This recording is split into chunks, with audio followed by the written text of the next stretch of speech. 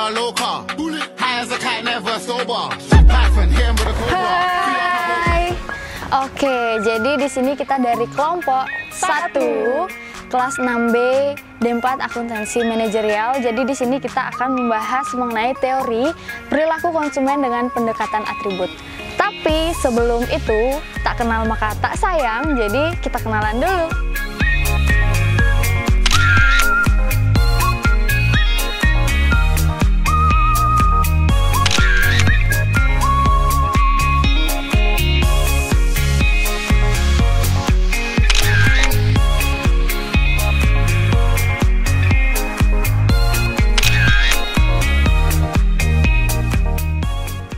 Sesuai dengan materi mengenai kepuasan konsumen dengan pendekatan atribut, Selma selaku konsumen akan melakukan kegiatan berbelanja yang bertujuan untuk memenuhi kepuasannya sebagai seorang konsumen. Selma mendatangi salah satu warung yang berada di Pasar Goagong guna membeli beberapa jenis tepung yang berbeda merek tetapi memiliki fungsi yang sama. Di sini, Selma sudah menetapkan anggaran yang akan digunakan untuk berbelanja, yaitu sebesar Rp15.000. Mau beli tepung apa? Jenisnya ada berapa ya? Ada sajiku, jempol, kobe, sama sasak.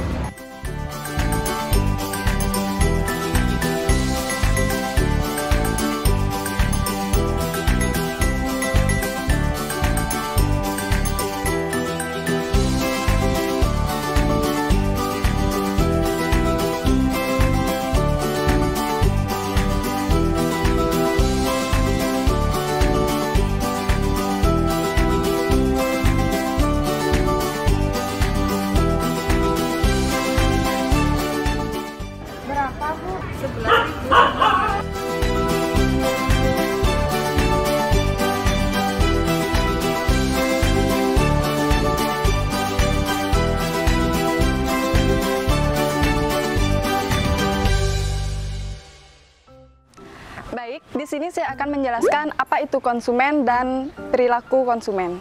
Konsumen merupakan orang atau sekelompok orang yang menggunakan barang atau jasa untuk keperluan diri sendiri, keluarga, maupun masyarakat, dan bukan untuk diperjualbelikan. Artinya, konsumen adalah orang yang mengambil nilai manfaat dari barang atau jasa tersebut. Kemudian, perilaku konsumen merupakan bagaimana seseorang baik secara individu maupun kelompok dalam mempertimbangkan, memilih, membeli, memanfaatkan, hingga melakukan evaluasi sebuah produk dalam rangka memenuhi kebutuhan mereka. Oke, jadi sudah dijelaskan sebelumnya apa itu konsumen dan apa itu perilaku konsumen. Jadi di sini saya akan menjelaskan tentang pendekatan atribut. Jadi pendekatan atribut ini memandang seorang konsumen yang membeli produk, dalam membeli barang atau produk ini tidak hanya memandang dari daya guna dari produk tersebut, tapi juga melihat dari sisi karakteristik dan atribut-atributnya. Nah, dalam kasus ini, Selma yang berperan sebagai konsumen ingin membeli produk sebuah tepung yang mana mempertimbangkan tingkat crispy dan harga dari produk tersebut, terutama dalam harga yang relatif lebih murah.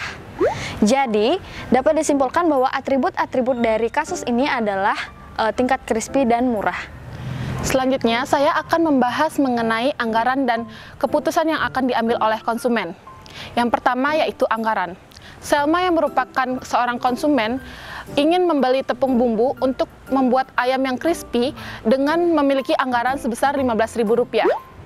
Di mana dengan anggaran Rp15.000 ini, Selma akan membeli tepung bumbu yang nantinya akan digunakan untuk membuat ayam crispy. Selma bertujuan untuk memilih tepung bumbu yang akan memaksimumkan kepuasannya dengan tunduk kepada kendala anggaran yang ada. Selanjutnya, yang kedua yaitu keputusan. Dalam kasus ini, karena Selma ingin membuat ayam yang crispy dengan memiliki tingkat rasa yang enak, maka Selma memaksimalkan anggaran yang ada sebesar Rp15.000 dengan mendapatkan tepung bumbu, di mana tepung bumbu ini akan digunakan Selma untuk membuat ayam yang crispy dan enak, serta untuk memenuhi atribut yang ada. Setelah Selma pergi ke pasar, Maka Selma mengambil keputusan untuk membeli masing-masing 1 saset tepung bumbu, di mana terdiri dari yang pertama 1 saset tepung bumbu sajiku sebesar 3.500, yang kedua 1 saset tepung Kobe sebesar 3.000, yang ketiga 1 saset tepung sasa sebesar 2.500, dan yang keempat tepung bumbu jempol bunda sebesar 2.000. Sehingga total dari belanja Selma yaitu Rp11.000, di mana dengan anggaran yang ada yaitu sebesar Rp15.000, Selma tidak dapat memenuhi atau menghabiskan anggaran dan memiliki sisa sebesar Rp4.000. Selanjutnya, saya akan membahas mengenai grafik yang terbentuk berdasarkan kurva kepuasan konsumen dengan pendekatan atribut, di mana setiap tepung yang telah dibeli akan dibuatkan garis kombinasi sesuai dengan harga yang tersedia. Di sini, garis horizontal atau sumbu X akan menggambarkan atribut murah, dan garis vertikal atau sumbu Y akan menggambarkan atribut crispy. Sesuai dengan grafik yang ada di samping saya ini, pilihan tepung sajiku yang bernilai 3.500 mengarah kepada sumbu Y atau ke atribut crispy, lalu tepung Kobe yang bernilai 3.000 mengarah ke sumbu Y atau ke atribut crispy. Sedangkan tepung sasa yang bernilai 2.500 akan mengarah kepada sumbu X atau atribut murah, dan tepung jempol bunda yang bernilai 2.000 akan mengarah ke sumbu X atau ke atribut murah. Setiap garis kombinasi yang telah terbentuk akan disambungkan menjadi satu oleh sebuah garis yang disebut garis efisien frontier. Kurva kepuasan konsumen dengan pendekatan atribut. Berdasarkan grafik yang terbentuk, menghasilkan kepuasan optimal atau C1, di mana kepuasan Selma membeli tepung dengan anggaran yang telah disediakan. Yang kedua, yaitu kepuasan rata-rata atau IC2, di mana kepuasan rata-rata yang didapatkan Selma sesuai dengan jumlah anggaran dan jumlah tepung yang dibeli. Maka rata-rata yang dihasilkan adalah Rp2.750. Kemudian, yang ketiga yaitu kepuasan bayangan, di mana Selma sebelum melakukan pembelian tepung yang diinginkan, tentu sudah membayangkan produk yang akan dibeli, seperti jenis merek, kualitas, harga, sehingga akan terbentuk kepuasan bayangan. Dalam kasus ini, kepuasan bayangan yang diinginkan Selma tidak sesuai dengan ekspektasi, dikarenakan Selma tidak mampu menghabiskan anggaran yang tersedia. Selanjutnya, di sini saya akan membahas mengenai analisis grafik kepuasan konsumen pasar. Berdasarkan grafik yang telah terbentuk, maka dihasilkan garis untuk atribut tepung sajiku dengan harga 3.500 dengan cenderung garis ke arah atas atau mendekati sumbu Y atau crispy. Selanjutnya, tepung Kobe dengan harga 3.000 cenderung mendekati garis sumbu Y atau crispy. Dan kemudian untuk tepung sasa dengan harga 2.500 ditarik garis cenderung ke arah sumbu X atau murah, dan hal ini hampir sama dengan tepung jempol bunda dengan harga 2.000 yang cenderung mendekati sumbu X atau murah. Lalu dengan kepuasan rata-rata yang dihasilkan yaitu sebesar Rp2.750. Berdasarkan rata-rata yang sudah kita hitung sebelumnya, jadi tingkat kepuasan konsumen ini adalah dengan membeli tepung sasa. Nah, hal ini dikarenakan tepung sasa memiliki harga yang dekat dengan perhitungan rata-rata harga yang sudah kita perhitungkan. Jadi harga tepung sasa ini adalah 2.500 dan tingkat harga rata-rata yang sudah kita perhitungkan adalah 2.750. Nah, jadi berdasarkan jumlah anggaran yang dimiliki oleh konsumen, maka pilihannya adalah tepung sajiku. Mengapa demikian? Meskipun tepung sajiku memiliki harga yang relatif lebih tinggi, tapi tepung sajiku memiliki tingkat crispy yang paling tinggi di antara tepung lainnya. Nah, hal ini akan mendorong kepuasan konsumen dalam membeli suatu produk tersebut. Selanjutnya, saya akan membahas mengenai kepuasan bayangan. Adanya kepuasan bayangan dari konsumen mengakibatkan terjadi perubahan dalam penyajian. Kepuasan bayangan yang diekspektasikan konsumen tidak sesuai dengan realita.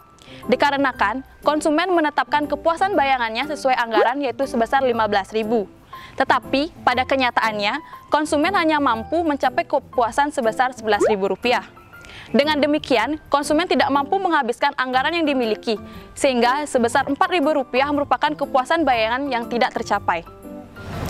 Jadi, kesimpulan pembahasan pada analisis ini yaitu Selma selaku konsumen pada kasus ini mendapatkan tingkat kepuasan optimal pada pembelian tepung sajiku. Dikarenakan tepung sajiku memberikan tingkat crispy yang maksimal. Tetapi, jika dilihat dari nilai rata-rata tingkat kepuasan yang mendekati nilai rata-rata adalah tepung sasa. Selanjutnya, Selma memiliki kepuasan bayangan yang diekspektasikan. Tetapi kepuasan bayangan yang diekspektasikan Selma tidak sesuai dengan realita, dikarenakan Selma menetapkan kepuasan bayangan yaitu sebesar Rp15.000. Tetapi Selma hanya mampu mencapai kepuasan sebesar Rp11.000. Maka Selma tidak mampu menghabiskan anggaran yang dimiliki, sehingga sebesar Rp4.000 merupakan kepuasan bayangan yang tidak tercapai.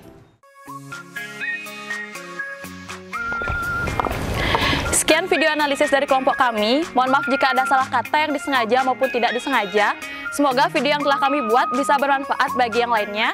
Dan kami mengucapkan terima kasih. Bye!